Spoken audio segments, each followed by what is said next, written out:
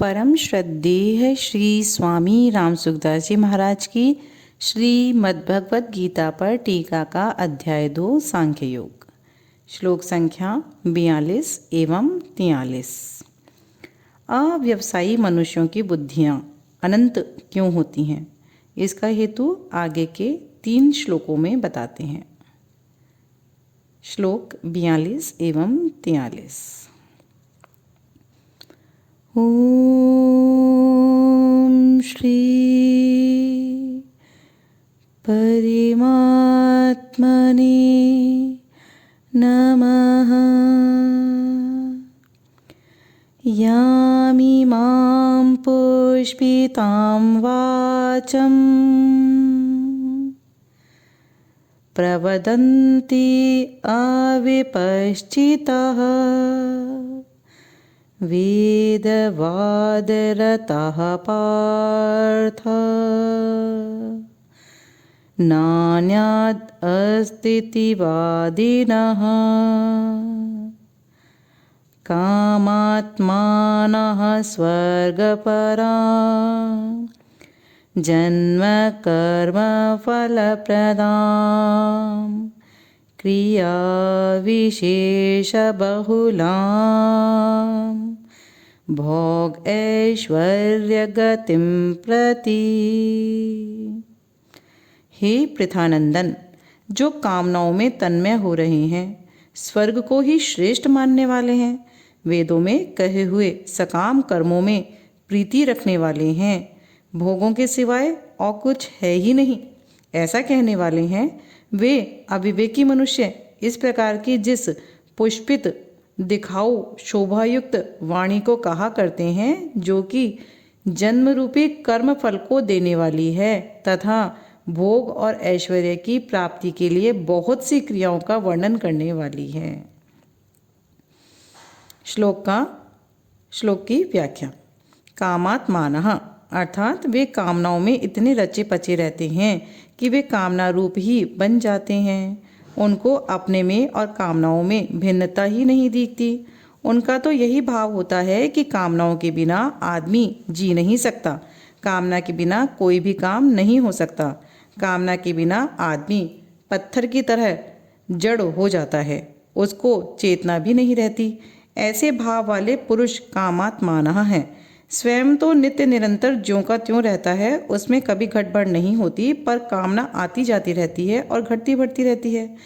स्वयं परमात्मा का अंश है और कामना संसार के अंश को लेकर है।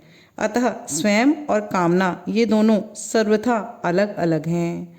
परंतु कामना में रचे पचे लोगों को अपने स्वरूप का अलग भान ही नहीं होता। स्वर्ग परः अर्थात स्वर्ग में बढ़िया से बढ़िया दिव्य भोग मिलते हैं, इसलिए उनके लक्ष्य में स्वर्ग ही सर्वश्रेष्ठ होता है और वे उसकी प्राप्ति में ही रात दिन लगे रहते हैं। यहाँ स्वर्ग परः पद से उन मनुष्यों की बात कही गई है जो वेदों में शास्त्रों में वर्णित स्वर्ग आदि लोकों में आस्था रखने वाले हैं। वेदवाद रतः पार्थ नान्यादस्तीति वादिनः अर्थात वे वेदों में कहे हुए सकाम कर्मों में प्रीति रखने वाले हैं। वेदों का तात्पर्य वे केवल भोगों में और स्वर्ग की प्राप्ति में मानते हैं, इसलिए वे वेदवादरतः हैं।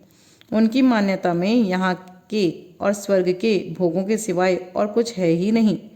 उनकी दृष्टि में भोगों के सिवाय परमात्मा, तत्वज्ञान, मुक्ति, भगवत प्रेम आदि कोई चीज़ है ही नहीं।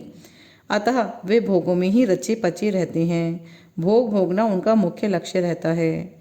यामिमाम पुष्पिताम वाचम अर्थात जिनके सत असत, नित्य नित्य, अविनाशी विनाशी का विवेक नहीं है, ऐसे अविवेकी मनुष्य वेदों की जिस वाणी में संसार और भोगों का वर्णन है, उस पुष्पित वाणी को कहा करते हैं। यहाँ पुष्पिताम कहने का तात्पर्य है कि भोग और ऐश्वर्य की प्राप्ति का वर्णन करने वाली वाणी केवल फूल पत्ती ही है, फल नहीं। तृप्ति फल से ही होती है, फूल पत्ती की शोभा से नहीं। वह वाणी स्थायी फल देने वाली नहीं है। उस वाणी का जो फल स्वर्ग आदि का भोग है, वह केवल देखने में ही सुंदर दिखता है, उसका इसमें स्थायीपना नहीं है।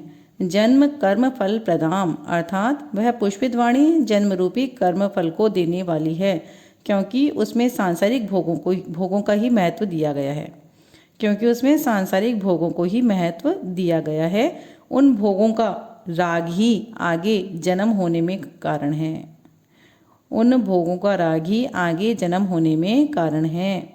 क्रिया विशेष बहुलाम भोग ऐश्वर्य गतिम प्रति, वह पुष्पित अर्थात दिखाऊ शोभायुक्त वाणी भोग और ऐश्वर्य की प्राप्ति के लिए जिन सकाम अनुष्ठानों का वर्णन करती है उनमें क्रियाओं की बहुलता रहती है, अर्थात उन अनुष्ठानों में अनेक तरह की विधियां होती हैं, अनेक तरह की क्रियाएं करनी पड़ती हैं, अनेक तरह के पदार्थों की जरूरत पड़ती है एवं शरीर आदि में परिश्रम भी अधिक होता है। गीता के 18वें अध्याय के 24वें श्लोक में ऐसा आया है। श्लोक संख्या 42 एवं 43 यहाँ संपूर्ण होती है अध्याय 2 की सांख्य योग की। इति श्री।